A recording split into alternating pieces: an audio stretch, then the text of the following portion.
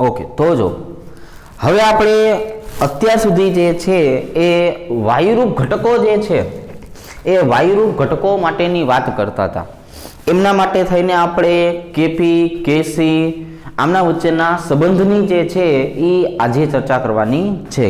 જો ગઈકાલે આપણે શું કર્યું હતું તો કે સાંદ્રતા આધારિત જે છે, ગઈકાલે આપણે શું કર્યું હતું, સાંદ્રતા આધારિત જે છે એ કેસી જે છે કેસીનું સૂત્ર કઈ રીતે બનાવવું એની ચર્ચા કરી. હવે આપણે શું કરશું કે એ કેસી જે છે એ ગોતી લીધું. એ સાંદ્રતા સાથે સરખાવેલી વસ્તુ હતી. કોની સાથે સંકળાયેલી વસ્તુ છે? સાંદ્રતા સાથે સંકળાયેલી વસ્તુ છે.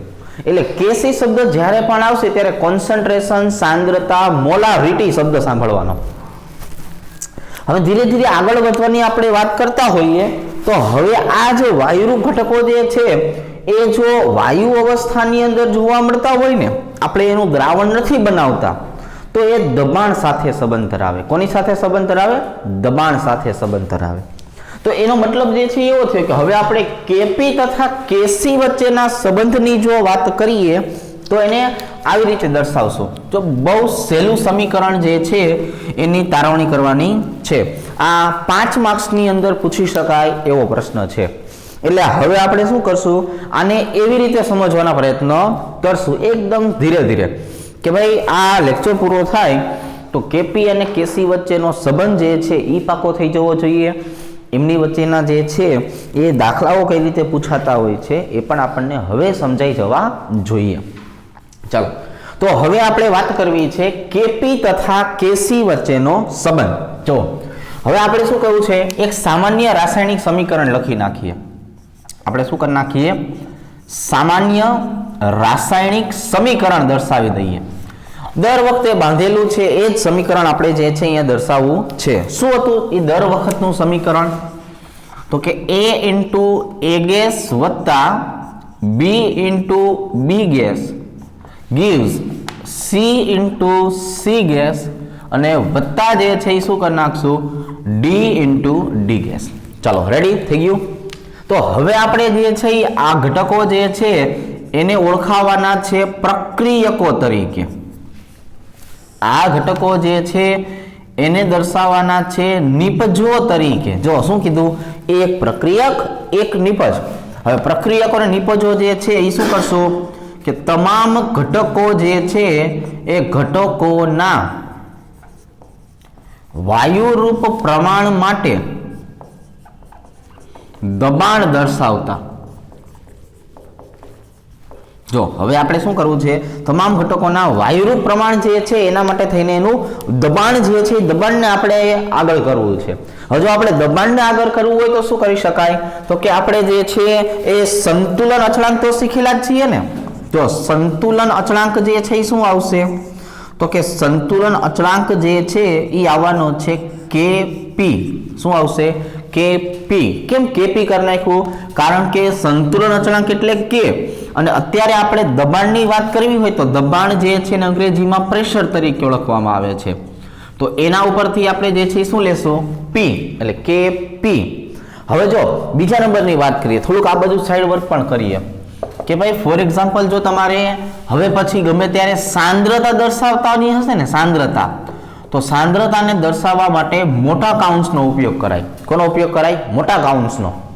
પણ જ્યારે પણ દબાણ દર્શાવવાનું થતું હોય ને ત્યારે દબાણ દર્શાવવા માટે કેપિટલ પી નો ઉપયોગ થાય. શેનો ઉપયોગ થાય? કેપિટલ પી નો. ફોર એક્ઝામ્પલ એ ઘટક છે બરોબર, A ઇન્ટુ A છે, તેને સાંદ્રતા તરીકે કેમ લખાય?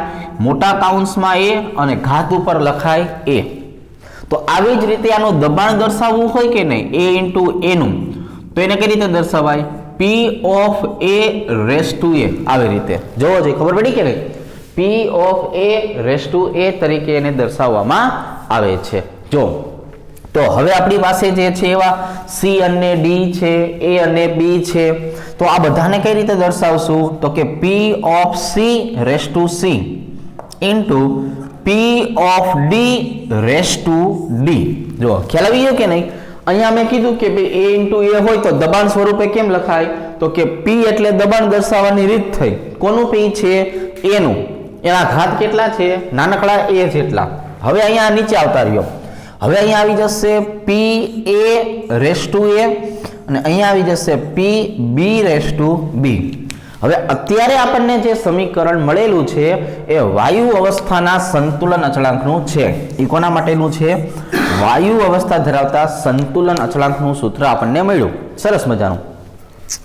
હવે એના પછી જે અગત્યનું કામ જેને આપણે કહેવાનું છે એ અગત્યનું કામ શું છે?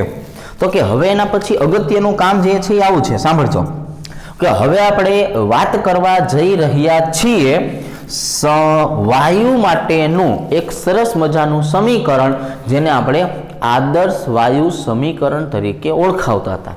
શેના તરીકે ઓળખાવતા હતા? તો કે ભાઈ વાયુ માટેનું આદર્શ વાયુ સમીકરણ. કોને કહેવામાં આવે છે આદર્શ વાયુ સમીકરણ? તો કે પીવી બરાબર NRT. કોને કહેવામાં આવે છે? પીવી બરાબર NRT. હવે હું અહીંયા પી ને સૂત્રનો કરતા બનાવું એટલે n ના છેદમાં v RT જવાબ આપણી પાસે આવવાનો છે. શું કર્યું મેં? પી ને સૂત્રનો કરતા બનાવ્યો, v છેદમાં આવી ગયું ને, એટલે p બરાબર NRT ના છેદમાં v. હવે શું થયું સાંભળજો.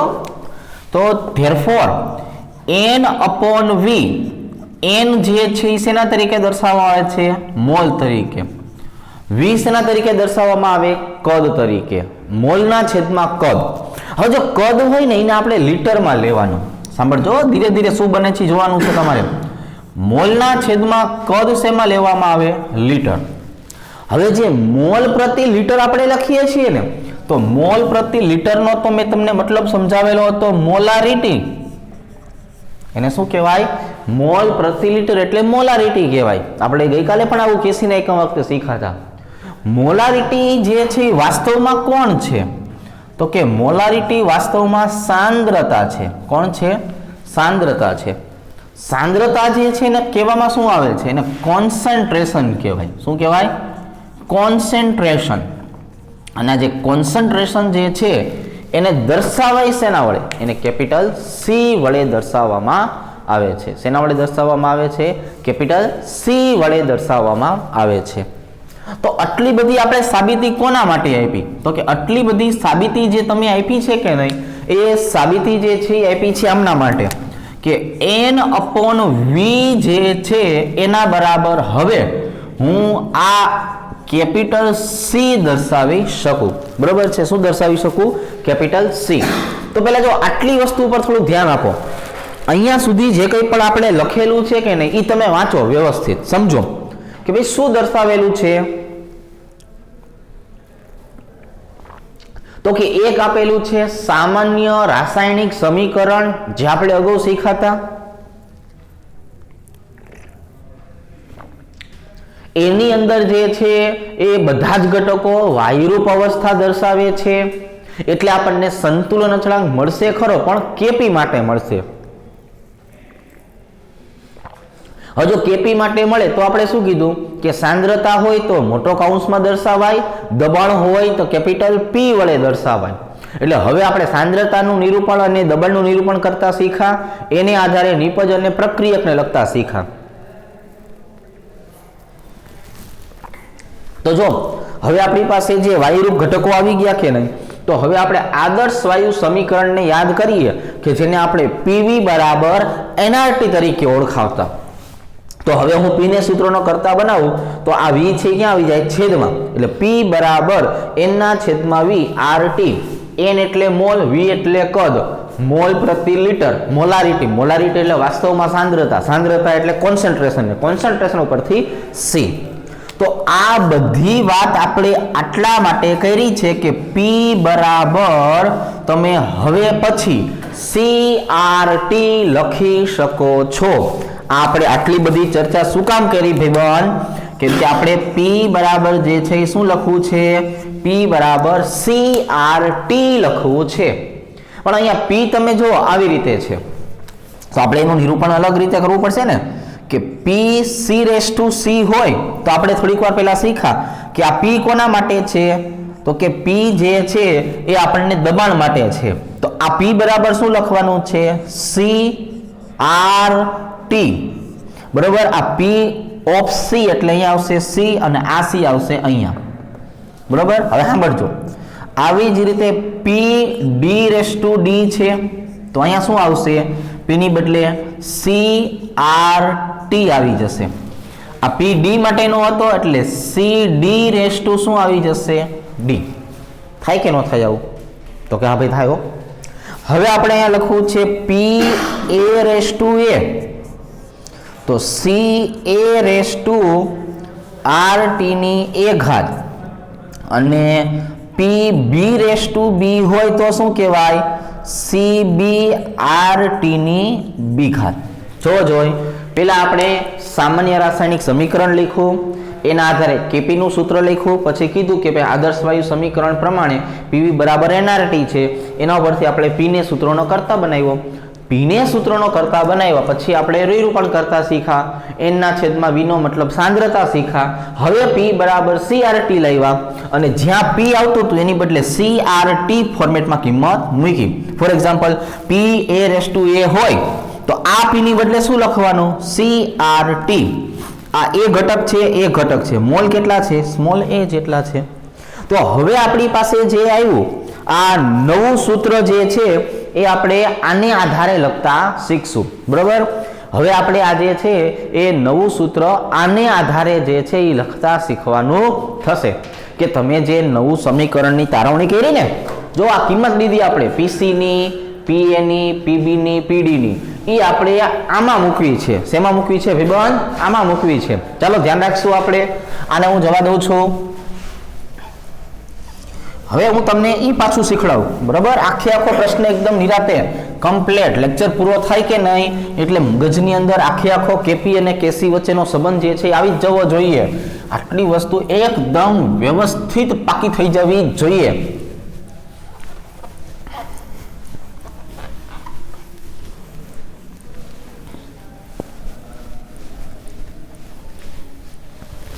ચલો તો પેજ નંબર 2 લખી નાખું છું, વાંધો નહીં ને?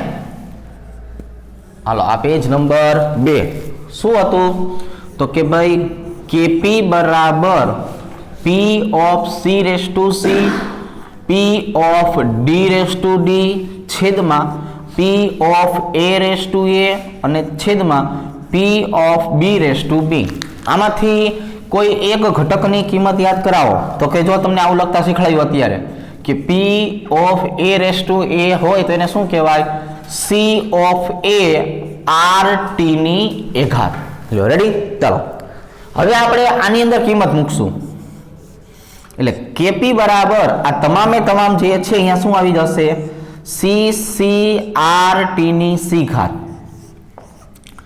સી ડી આર ટી ની ડી ઘાત છેદમાં સી એ આર ટી ની એ ઘાત છેદમાં સી બી આર ટી જે છે એની બી ઘાત.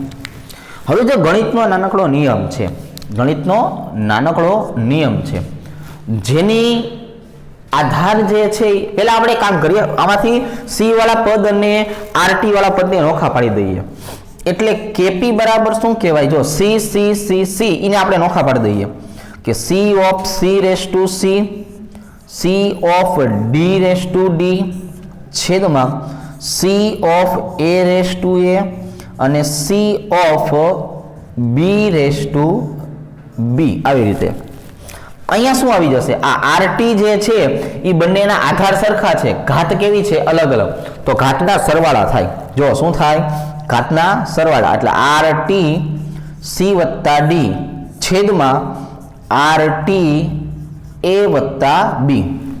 હવે અહીંયા જે છે એ શું છે, નિપજની સાંદ્રતા છેદમાં પ્રક્રિયકની સાંદ્રતા. જો આપણે આવું જે છે ગઈકાલે શીખાતા ને કે નિપજોની સાંદ્રતા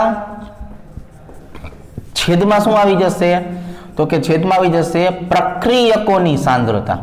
જોઈ નિપજોની સાંદ્રતા છેદમાં પ્રક્રિયકોની સાંદ્રતા, એને આપણે કેસી તરીકે ઓળખાવીએ. સાંભળો છો, કોને શેના તરીકે દર્શાવાય, કેસી તરીકે દર્શાવાય. તો આ જે સમીકરણ છે ને એ નિપજની સાંદ્રતા છેદમાં પ્રક્રિયકની સાંદ્રતા કહેવાય. એટલે આના બરાબર આપણે શું લખી શકીએ, કેસી લખી શકીએ. તો હવે આપણી પાસે જે ઓલું કેપી વાળું સૂત્ર હતું ને, તો કેપી બરાબર શું આવી ગયું, કેસી RT ની C વત્તા D ઘાત છેદમાં RT A વત્તા B ઘાત. હજુ તમે જુઓ બેના આધાર કેવા છે? સરખા. તો ઘાતનું હવે શું થાય? બાદબાકી થાય. બરોબર છે? હવે શું થાય? બાદબાકી થાય. એનો મતલબ આવો થયો કે ભાઈ KP બરાબર KC અને હવે RT જે છે એની C વત્તા D માઇનસ A વત્તા B. જો અહીંયા શું હતું?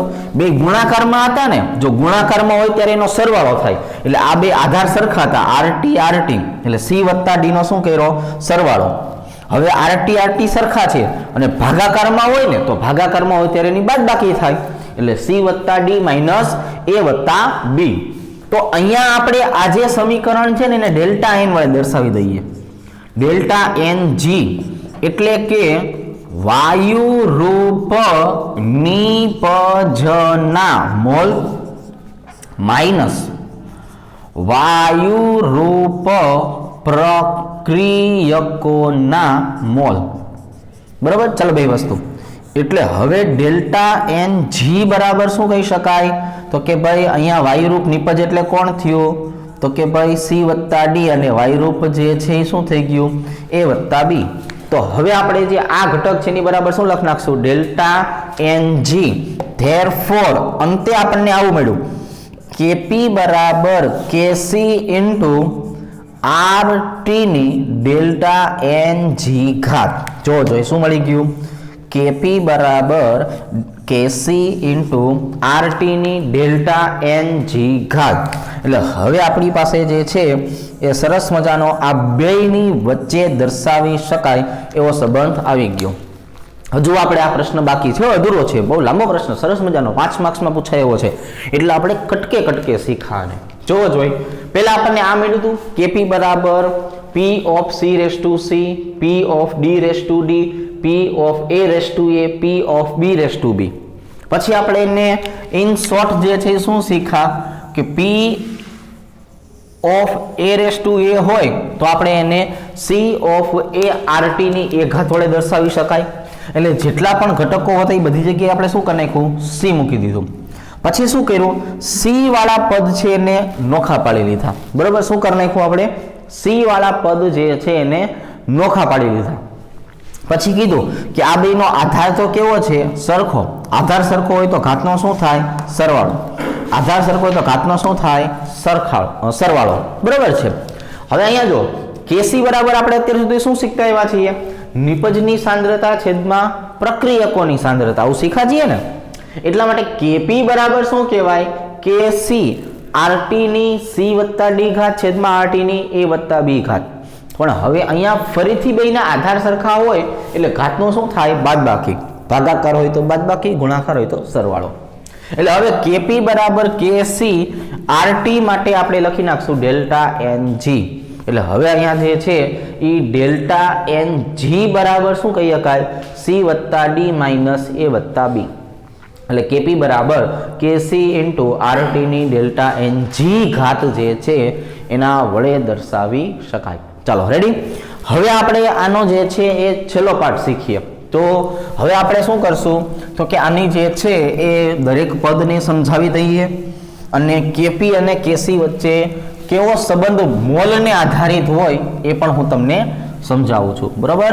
કે મોલ આધારિત જોવા જઈએ તો બે વચ્ચે કેવો સંબંધ થાય એ આપણે બોર્ડ નંબર 3 માં શીખશું. ચલો ધીરે ધીરે જોતા જઈએ એટલે આપણને આવો આઈડિયા આવતો જશે. બરાબર? તો અહીંયા આપણે પેજ નંબર 3 લખી નાખીએ છીએ. હવે પેજ નંબર 3 જે છે એ શું છે?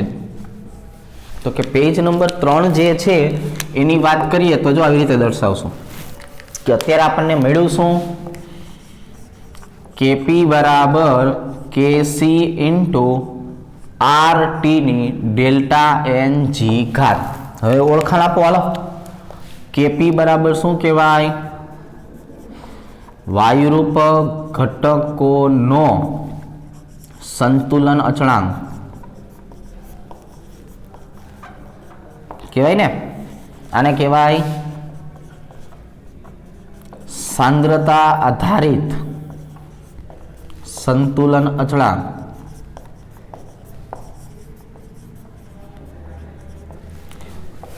આર બરાબર શું કહેવાય? વાયુ અચળાંક. કેટલી કિંમત મૂકશું વાયુ અચળાંકની? 0.08314 બાર into litre mall inverse kelvin inverse કહેશું ને. ટી નિરપેક્ષ તાપમાન, ટી બરાબર શું કહેવાય? નિરપેક્ષ તાપમાન તરીકે ઓળખાવી શકાય. ક્લિયર? રેડી? ચાલો હવે આપણે જે છે એ શું કરશું તો કે ડેલ્ટા એનજી આધારિત લેશું. એટલે શરત નંબર 1. શરત નંબર 1 શું છે? શરત નંબર 1 તો કે ભાઈ આપણે એવું લેવું છે કે એ ગેસની પ્રક્રિયા બી ગેસ સાથે કરીએ, એમાંથી આપણને જે છે એ નિપજ જે છે એ શું મળે છે તો કે સી ગેસ વત્તા ડી ગેસ. પણ અહીંયા આપણને જે છે એ આ બે અણુ મળે છે. કેટલા અણુ મળે છે? 2. ચાલો હવે આપણે જોવા જઈએ તો શું થયું કે ભાઈ ડેલ્ટા એન જી બરાબર શું કહેવાય? વાયુરૂપ નિપજ. વાયુરૂપ નિપજ જે છે એ કેટલી છે? 1 2 3 -2 બરાબર 1. એટલે અહીંયા આપણને જે છે એ કિંમત કેટલી મળે છે? 1. તો હવે આપણે લખશું ને કે ભાઈ કેપી બરાબર કેસી રેસ ટુ આરટી ની 1 ઘાત, જેની ઘાત 1 હોય પદ એમનું એમ રહે. એટલે અહીંયા આપણને શું મળી જાય તો કે કેપી બરાબર કેસી ગુણ્યા આરટી થઈ જાય. બરાબર છે? તો આનો મતલબ એમ થયો આ બેનો હું ગુણાકાર કરું ત્યારે મને કેપી મળે ને, તો કેપી ઇઝ ગ્રેટર ધેન શું થઈ જાય? કેસી. હવે અહીંયા શું થઈ જાય? કેપી ઇઝ ગ્રેટર ધેન શું થઈ જાય? કેસી. કારણ કે કેસી અને આરટી નો ગુણાકાર એ 1 લાખ કેપી જેટલો છે. એટલે કેપી નું મૂલ્ય કેવું છે? વધારે. હવે જો આ જ વસ્તુ સમજાવવા માટે હું શરત નંબર 2 લખાવું છું. બરાબર? આ જ વસ્તુ તમને સમજાવવા માટે શરત નંબર 2. અહીંયા આપણને આવું આપેલું છે કે ભાઈ એ ગેસ વત્તા બી ગેસ gives એમાંથી શું બને છે? સી ગેસ વત્તા ડી ગેસ. પણ આ વખતે બી કેટલા છે? 2. આ બાકી બધા કેટલા છે? 1 1. તો હવે આપણે ડેલ્ટા એન જી નક્કી કરવું હોય તો નિપજના મોલ 2 પ્રક્રિયકના 3 એટલે જવાબ કેટલો આવ્યો? -1. જવાબ કેટલો આવ્યો? -1. તો હવે મારે લખવું તો શું લખાય? કેપી બરાબર કેસી ઇન્ટુ આરટી ની ડેલ્ટા એન જી એટલે -1 ઘાત. હજુ તેની ઘાત -1 હોય ની છેદમાં આવી જાય એટલે કેપી બરાબર કેસી ના છેદમાં કોણ આવી જાય? આરટી. બરાબર છે? ચાલો તો હવે આપણે જે છે એ જો પાછી વાત કરીએ તો કેસી અને આરટી નો ભાગાકાર આપણે કરીએ ને તો એ ભાગાકારનું મૂલ્ય જે છે એ કોના જેટલું આવે છે? કેપી જેટલું. તો એનો મતલબ એવો થયો કે આની કિંમત કેવી કહેવાય? વધારે કહેવાય. આની કિંમત કેવી કહેવાય? ઓછી. જો હું તમને એક સાદું ઉદાહરણ આપું. બરાબર? બીજ ગણિત જેને કહીએ. આનો જવાબ 10 આવે છે, આનો જવાબ છે 5, આનો જવાબ છે 2. સમજ પડી ગઈ? એટલે કેપી કેટલા? 10, કેસી કેટલા? 5, આરટી કેટલા? 2. તો 10 અને 5 વચ્ચેનો સંબંધ જે છે એ કેવો થયો તો કે 10 એ 5 કરતા મોટા છે. તો અહીંયા કેપી એ કેસી કરતા મોટા છે. આ જ વસ્તુ અહીંયા હવે ફરીથી એક વખત જો કેપી જે છે તો 10 છે, તો આ કેટલા છે? 20 છે ને છેદમાં કેટલા છે? 2. બરાબર? 20 ભાગ્યા 2 કરો એટલે 10 થઈ જવાનું. તો કે આ થઈ જવાનું. તો હવે 10 અને 20 વચ્ચેનો સંબંધ શું થયો તો કે 10 કરતા 20 કેવા હોય? મોટા. એટલે કે આ વખતે કેપી કરતા કેસી કેવા છે તો કે ભાઈ કેપી કરતા કેસી જે છે એ કેપી કરતા કેસી મોટા છે. અને શરત નંબર 3. ચાલો છેલ્લી શરત પછી આપણે આ મુદ્દોને પૂરો કરીએ, દાખલા શીખશું. અહીંયા આપણને આપી દીધું છે એ ગેસ વત્તા બી ગેસ gives સી ગેસ વત્તા ડી ગેસ. બરાબર? એટલે અહીંયા જોવો જોઈએ આ 1 આ 1 આ 1 આ પણ 1. એટલે હવે ડેલ્ટા એન જી બરાબર 2 માંથી 2 જાય તો કેટલા વધે તો કે 2 માંથી 2 જાય તો 0 વધે. હવે આપણે આ સૂત્રોની કિંમત મૂકી દઈએ કે ભાઈ કેપી બરાબર કેસી આરટી ની 0 ઘાત. હવે જેની ઘાત 0 હોય ને 1 કહેવાય. તો Kp બરાબર Kc ગુણ્યા 1, એટલે અહીંયા આપણે કાંઈ સાબિત કરવાની જરૂર છે નહીં, ડાયરેક્ટ ખબર પડી ગઈ કે Kp અને Kc નું મૂલ્ય એક જ સરખું મળે છે. તો હવે જોવો જોઈએ, પહેલા આપણે શું કર્યું, Kp અને Kc નો સંબંધ મેળવો કે ભાઈ Kp બરાબર Kc RT ની ડેલ્ટા n જી ઘાત. Kp ને કીધું કે વાયુરૂપ ઘટકો છે ને, વાયુરૂપ ઘટકો એનો સંતુલન અચળાંક. Kc એટલે શું કીધું, સાંદ્રતા આધારિત સંતુલન અચળાંક, જ્યાં R કોણ છે તો કે વાયુ અચળાંક છે, અને એની કિંમત જે છે એ આપણે કેટલી લેવાની છે, કિંમત લેવાની છે 0.08314 12 litre mall inverse kelvin inverse, બરાબર. T કોણ છે, નિરપેક્ષ તાપમાન. ડેલ્ટા એન ની તો આપણે વાત કરી નાખી કે બે ઘટકો વચ્ચેનો તફાવત. હવે અહીંયા આપણે જુદી જુદી ત્રણ શરત જે છે એ ત્રણ શરત જોઈ કે જો નિપજના મોલ વધારે હોય તો Kp is greater than Kc મળે. શરત નંબર 2 માં શું શીખા કે ભાઈ જો પ્રક્રિયકના મોલ વધારે હોય તો Kp કરતા Kc જે છે એ મોટા હોય. અને શરત નંબર 3 જે છે એમાં શું શીખા કે પ્રક્રિયક અને નિપજ બેયના મોલ સરખા હોય તો Kp અને Kc જે છે એ કેવા મળે, તો એ આપણને એક જ સરખા મળે છે, બરાબર. તો હવે આપણી પાસે જો શરત 1, 2 અને 3 બંને આવી ગઈ, 3 આવી ગઈ, અને આને આધારે હવે આપણે જે છે એ Kp અને Kc વચ્ચેનો સંબંધ આવી રીતે દર્શાવી શકાય, બરાબર. જો તમને 5 માર્ક્સની અંદર આવો પ્રશ્ન પૂછે તો હવે તમે જે છે એ આ વસ્તુને દર્શાવી શકતા હોવા જોઈએ. તો હવે આપણે જે છે એ Kp અને Kc, Kc અને Kp આ બંનેના જે છે એ દાખલા ગણતા શીખવાનું છે, બરાબર. ચાલો, તો હવે હું તમને જે છે એ પહેલા ગઈકાલે જે દાખલા શીખડાવ્યા હતા એ Kc માટેના હતા. તો પહેલા એક દાખલો જે છે એ Kc માટેનો વિશિષ્ટ રીત માટે દેખાડું, અને પછી તમને જે છે એ Kp અને Kc બે ગોતવાના હોય એવો દાખલો શીખડાવું, બરાબર. ચાલો, તો પેજ નંબર 4 ઉપર આપણે આવા Kc નો વિશિષ્ટ દાખલો અને જે છે એ સાથે સાથે Kp અને Kc વચ્ચેનો સંબંધ હોય એવો પણ એક દાખલો જે છે એ શીખડાવું છું, બરાબર. ચાલો, તો આ વસ્તુ જે છે એને હવે જરાક જવા દઈએ.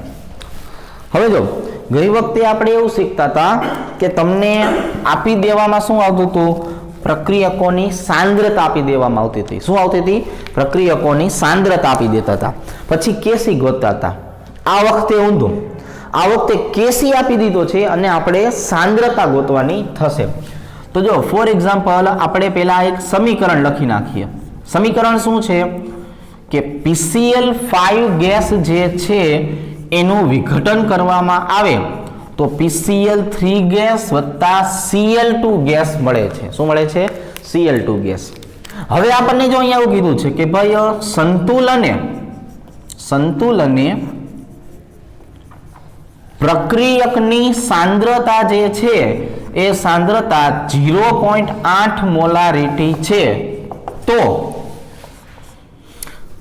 નિપજો જે છે એ નિપજોની સાંદ્રતા મેળવો, બરાબર છે.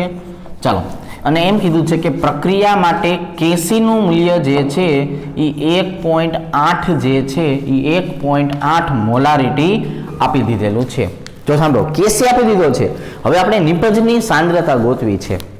તો આપણે આવું યાદ રાખશું કે જ્યારે પણ નિપજના જે ઘટકો છૂટા પડે ને એનું પ્રમાણ હંમેશા એક સરખું હોય. તમે જો પ્રક્રિયકોમાં ગમે એટલા ઘટકો ઉમેરો કરો પણ છેલ્લે જે બને ને ત્યારે બધાયનું પ્રમાણ કેવું હોય, એક જ સરખું બને. આપણે અલગ અલગ ઘટકો જે છે એ તપેલામાં ભેગા કર્યા હોય અને પછી હલાવી નાખ્યું હોય, પણ છેલ્લે તમે જોવા જાવ તો બધાયનો સ્વાદ કેવો થઈ જાય, એક જ સરખો થઈ જાય, બરોબર છે. એટલે જે છેલ્લે નિપજ બનતી હોય ને એ હંમેશા કેવી બનતી હોય, એક જ સરખી બનતી હોય. શું કીધું આપણે, છેલ્લે જે નિપજ બનતી હોય હંમેશા એક જ સરખી બનતી હોય. તો હવે હું તમને જો થોડો ગણિતનો ઉપયોગ કરતા શીખડાવું. સાંભળજો, આપણી પાસે જે સમીકરણ છે એ કેવું છે, તો કે સમીકરણ આવું સરસ મજાનું છે ભાઈ કે PCl5 ગેસ જે છે એનું રૂપાંતરણ શેમાં થાય, PCl3 ગેસ વત્તા Cl2 ગેસમાં થાય છે. હવે આપણે સંતુલન અને સાંદ્રતા જોઈએ તો જો સંતુલન અને સાંદ્રતા આપણને આપી દીધી છે કે ભાઈ આની સાંદ્રતા કેટલી છે 0.8 મોલારિટી, આની સાંદ્રતા કેટલી છે નથી ખબર, એટલે હું ધારી લઉં x મોલારિટી. તો પ્રક્રિયકનો એક ઘટક કે જેની સાંદ્રતા x મોલારિટી છે એવો બીજા ઘટકની સાંદ્રતા કેટલી હોય તો કે બીજા ઘટકની સાંદ્રતા એના જેટલી જ હોય, x મોલારિટી જ હોય. બરાબર છે. તો હવે અમારે આના માટે સંતુલન અચળાંક જે છે એ સંતુલન અચળાંકની કિંમત મેળવવી હોય તો શું કહેવાય? Kc બરાબર નિપજોની સાંદ્રતા, સાંભળજો તમે, અને છેદમાં આવી જશે પ્રક્રિયકોની સાંદ્રતા. જો તો હવે આપણે જે છે એ ગઈ વખતે શીખાતા ને કે ભાઈ Kc નું સૂત્ર આપણે લખવું હોય તો Kc બરાબર શું કહેવાય? તો કે Kc બરાબર PCl3 ગેસની સાંદ્રતા ગુણ્યા Cl2 ગેસની સાંદ્રતા છેદમાં PCl5 ગેસની સાંદ્રતા. આ મેં સૂત્ર લખ્યું. ચાલો હવે કિંમત મૂકીએ. Kc ની કિંમત કેટલી આપી છે રકમમાં? 1.8. Kc બરાબર 1.8.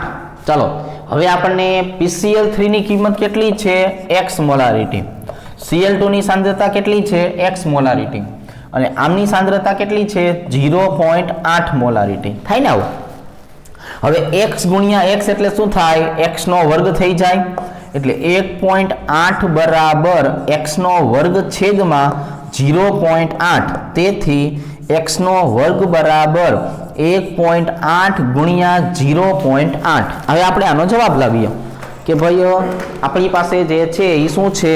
1.8 ગુણ્યા 0.8 બરાબર 1.44. જો આનો જવાબ જે છે એ કેટલો આવ્યો? 1.44. ધેરફોર x નો વર્ગ બરાબર 1.44. તો x બરાબર કેટલા મળે? 1.44 નું વર્ગમૂળ કાઢી લેવાનું. બરાબર. x બરાબર શું મળે? તો કે ભાઈ 1.44 છે એનું વર્ગમૂળ કાઢી નાખશું આપણે કે ભાઈ 1.44 નું વર્ગમૂળ કાઢો એટલે કેટલું થઈ જાય? 1.2. કેટલું થઈ જાય? 1.2. બરાબર. 12 નો વર્ગ 144 હોય ને, ડાયરેક્ટ કહીએ કાંઈ આપણે કે 12 નો વર્ગ 144. તો x બરાબર જે છે એ કેટલા મળી ગયા? x બરાબર 1.2 મોલારિટી મળે છે. હવે પાછું યાદ કરો, x બરાબર કોણ હતું? તો કે x બરાબર PCl3 ગેસ હતા અને Cl2 ગેસ પણ હતા. ધેરફોર PCl3 ગેસની સાંદ્રતા કેટલી મળી ગઈ? 1.2 મોલારિટી. અને Cl2 ગેસની સાંદ્રતા કેટલી મળી ગઈ? 1.2 મોલારિટી. તો જો આ સેજ નવી રીતનો દાખલો થયો કે આની અંદર આપણને જે છે એ રકમમાં કોણ આપી દીધું છે? પ્રક્રિયકની સાંદ્રતા આપી દીધી છે. કોની સાંદ્રતા આપી દીધી છે? પ્રક્રિયકની. Kc નું મૂલ્ય પણ આપી દીધું છે. જો સાંભળો, નિપજની સાંદ્રતા ગોતવાની કીધી છે. એટલે નિપજ માટે આપણે શું કીધું કે ભાઈ જેટલું પ્રમાણ એક પ્રક્રિયકનું હોય એટલું જ પ્રમાણ નિપજમાં હંમેશા બીજા પ્રક્રિયકનું હોય. બે સેમ મળે. બે કેવા મળે? સેમ મળે. એટલે પછી આપણે જે છે એ સંતુલન અચળાંક જે છે એ સંતુલન અચળાંકનું સૂત્ર મૂકતા શીખ્યા છીએ. Kc બરાબર નિપજની સાંદ્રતા છેદમાં પ્રક્રિયકની સાંદ્રતા. એટલે આના છેદમાં આ, પણ નિપજનું પ્રમાણ કેટલું છે? સરખું. એટલે x નો વર્ગ થઈ જાય. પછી તમે સાદુરૂપ આપો એટલે આપણને x જે છે એ વર્ગમૂળને આધારે મળે. અને પછી કહી શકાય કે બે ઘટકની સાંદ્રતા તો કેટલી છે? એક જ સરખી છે. રેડી? તો આ આપણે ગઈકાલે જે Kc ના દાખલા ગોતતા શીખતા હતા ને, એમાં આ એક વિશિષ્ટ રીતનો દાખલો આપણે શીખી લીધો. હવે આજે વાત કરવી છે Kp અને Kc વચ્ચેના સંબંધની. એનો દાખલો ગણવાનો થશે. તો એમાં જો ગઈકાલ સુધી ગણતા હતા ત્યાં સુધી તો ગણવાનું જ છે. ખાલી વધારે શું કરશું તો કે વધારે આપણે જે છે એ Kp ને પણ ગોતવાનું છે. એટલે હવે આપણે એક દાખલો ગણીએ Kp અને Kc વચ્ચેનો. એટલે આપણને તમામ વસ્તુ જે છે એ આવડી જવી જોઈએ. બરાબર? ચાલો તો એક દાખલો એવો ગણીએ કે જેમાં Kp Kc બંને વસ્તુનો ઉપયોગ કરવાનો આવતો હોય. બરાબર છે? બાકીના દાખલાની પ્રેક્ટિસ હવે આપણે આવતીકાલે કરશું. પણ આજે તમારે જે છે એ Kp અને Kc વચ્ચેનો જે સંબંધ શીખા ને એ ઘૂઘરા જેવો કરી નાખવાનો છે. બરાબર? તરત આવડી જવો જોઈએ. 5 માર્ક્સનો પ્રશ્ન તરીકે આપણે એને પૂછશું. ચાલો એક જ રકમ લખીએ, એક જ દાખલો સોલ્વ કરીએ, પણ બધી વસ્તુ આવડી જવી જોઈએ, પણ વ્યવસ્થિત. ચાલો આપણને એક રાસાયણિક પ્રક્રિયા આપી દીધી છે. આપણને એક રાસાયણિક પ્રક્રિયા આપી દીધી છે. રાસાયણિક પ્રક્રિયા એકદમ સહેલી છે કે ભાઈ N2 ગેસની પ્રક્રિયા 3 અણુ હાઇડ્રોજન ગેસ સાથે તમે કરો તો એમાંથી જે છે એ શું થઈ જવાનું છે? તો કે એમાંથી 2 અણુ જે છે એ એમોનિયા ગેસ મળી જવાના છે. તો હવે આપણે શું કહેશું? આપેલી રાસાયણિક પ્રક્રિયામાં સંતુલને નાઇટ્રોજન, હાઇડ્રોજન અને એમોનિયા જે છે એ એમોનિયાની સાંદ્રતા અનુક્રમે, જો શું લખશું કે ભાઈ આ 3 ની સાંદ્રતા છે આપણને આપી દીધી છે. અનુક્રમે કેટલી સાંદ્રતા જે છે એ આપેલી છે? તો કે આપણને 3 ઘટકોની વાત કરીએ તો સાંદ્રતા છે આપેલી છે 0.5 મોલારિટી, 0.5 મોલારિટી અને 0.8 મોલારિટી છે. તો રાસાયણિક પ્રક્રિયાના કેસી તથા કેપી મેળવો. જો હવે આપણને જે છે એ કિંમત આપી છે કે તાપમાન જે છે એ 300 કેલ્વિન લેવાનું છે અને R નું મૂલ્ય 0.08314 બાર into litre mall inverse kelvin inverse લેવાનું છે. હવે ડેટા તમે સમજી ગયા હશો. હવે આપણે ડેટાને આધારે જે છે એ આગળ વધીએ. બરાબર, જો શું કીધું છે કે એમોનિયા જે છે એમોનિયા બનાવવાની રાસાયણિક પ્રક્રિયા આપણને આપી દીધી છે. જો આ એમોનિયા બનાવવાની વાત થઈ. આની અંદર 3 ઘટકો જે છે એની સાંદ્રતા આપી દીધી છે અને હવે આપણને શું ગોતવાનું કીધું છે? કેસી ગોતો, કેપી પણ ગોતો. પણ સાંદ્રતા આપી છે એટલે પહેલા કેસી મળે. બરાબર છે, એટલે આપણે શું કરશું? સાંદ્રતા આધારિત સંતુલન અચળાંક જે છે એ અચળાંક મેળવશું. કયો અચળાંક મેળવશું? સાંદ્રતા આધારિત. ધેરફોર કેસી બરાબર શું થઈ જાય? એમોનિયાની સાંદ્રતાનો વર્ગ છેદમાં નાઇટ્રોજનની સાંદ્રતા, હાઇડ્રોજનની સાંદ્રતાનો ઘન થઈ જાય. હવે એમોનિયાની સાંદ્રતા કેટલી આપી છે? 0.8. તો એનો વર્ગ કરવાનો. એમોનિયાની સાંદ્રતાનો વર્ગ, નાઇટ્રોજનની સાંદ્રતા એમની એમ, હાઇડ્રોજનની સાંદ્રતાનો પાછો શું કરવાનો? ઘન કરી નાખવાનો. શું કરી નાખવાનો? ઘન કરી નાખવાનો. હવે આપણી પાસે કેસીનું મૂલ્ય કેટલું આવે છે એ જો. તો એના માટે આપણે શું કરશું? તો કે અહીંયા જો 0.8 નો વર્ગ એટલે 2 વખત 0.8 ગુણ્યા 0.8 જે જવાબ આવ્યો ને એને આના વડે ભાગી નાખો. એટલે હવે દર્શાવશું ભાગ્યા 0.5. આ 3 વખત એટલે ભાગ્યા 0.5 ભાગ્યા 0.5 ભાગ્યા 0.5 બરાબર 10.24 જવાબ જે છે એ આવે છે. કેસી બરાબર 10.24 બરાબર. અને અહીંયા આવી જશે મોલારિટીની -2 ઘાત. શું આવી જશે? મોલારિટીની -2 ઘાત. ચાલો હવે આપણે જે છે એ કેપી અને કેસી વચ્ચેનો સંબંધ નક્કી કરવા માટે ડેલ્ટા એનજી જોવાનું. વાયુરૂપ નિપજના મોલ માઇનસ વાયુરૂપ પ્રક્રિયકના મોલ. નિપજના મોલ કેટલા છે? 2. પ્રક્રિયકના મોલ કેટલા છે? 4. એટલે જવાબ કેટલો આવશે? -2. ધેરફોર કેપી બરાબર કેસી અને આરટી છે એની -2 ઘાત. -2 ઘાતનો મતલબ શું થઈ જાય? કેપી બરાબર કેસીના છેદમાં જે છે એ કોણ આવી જશે? આરટી નો વર્ગ આવી જશે. અને એટલે કેસી બરાબર કેપી બરાબર કેસી નો જવાબ કેટલો આવ્યો હતો? 10.24. એના છેદમાં આર ની કિંમત 0.08314 ગુણ્યા 300 એનો વર્ગ. હવે આવે એ આપણા કેપીનો જવાબ. બરાબર, ચાલો તો હવે અહીંયા જે છે એ આપણે વર્ગ કરવાનો છે ને, એટલે શું કરી નાખશું પહેલા 10.24 ભાગ્યા આ બે વખત 0.08314 ગુણ્યા 0.08314 ગુણ્યા હવે 300 બે વખત 300 ગુણ્યા 300 બરાબર, એટલે જવાબ આવશે 92 15 99.99. શું આવશે 92 15 99 જે છે એ 0.999999. બરાબર, આવી રીતે. અને અહીંયા જે જવાબ આવે છે એનો એકમ થઈ જશે 12-2 ઘાત. અહીંયા શું થઈ જશે 12-2 ઘાત. હવે આપણે આ જ વસ્તુને જે છે બીજી રીતે દર્શાવીએ તો કેમ દર્શાવાય 1 2 3 4 અને 5, એટલે કે કેપી બરાબર 9.215 ગુણ્યા 10⁵ ઘાત 12-2 ઘાત. આવી રીતે પણ ઘાતમાં કાપીને પણ જવાબ જે છે એને દર્શાવી શકાય છે.